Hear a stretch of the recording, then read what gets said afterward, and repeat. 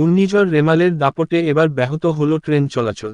গতকাল ঘূর্ণিঝড় রেমালের দাপটে হাওড়া তারকেশ্বর লাইনে অন্তর্গত নসিবপুর স্টেশনের কাছে রেললাইনের বৈদ্যুতিক তারের উপর বাঁশঝাড় পড়ে গিয়ে ট্রেন চলাচল ব্যাহত হয়ে পড়ে।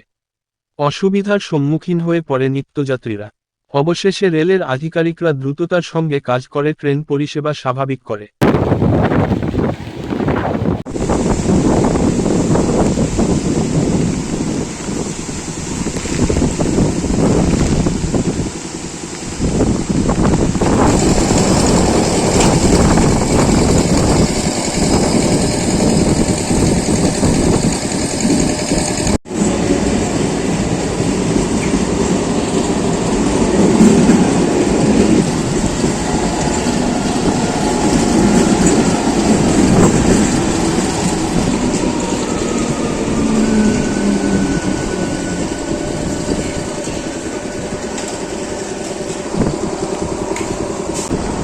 তারপরে কি ঠিক হলো? অটো কখন ঠিক হলো? আমি সারাফুলি ছিলাম।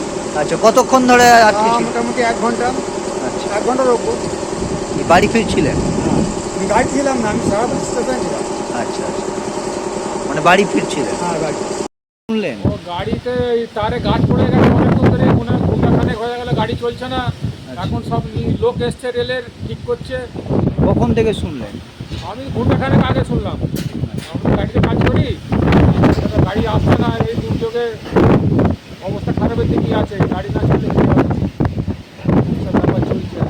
আপনি ব্যবসায়ী? হ্যাঁ, আমি এই রেলে কাজ করি, কলা ব্যবসা করি আর কি, করোনাটা দিচ্ছি আর কি। স্টেশনে এসে কি শুনলেন রেলের এরকম?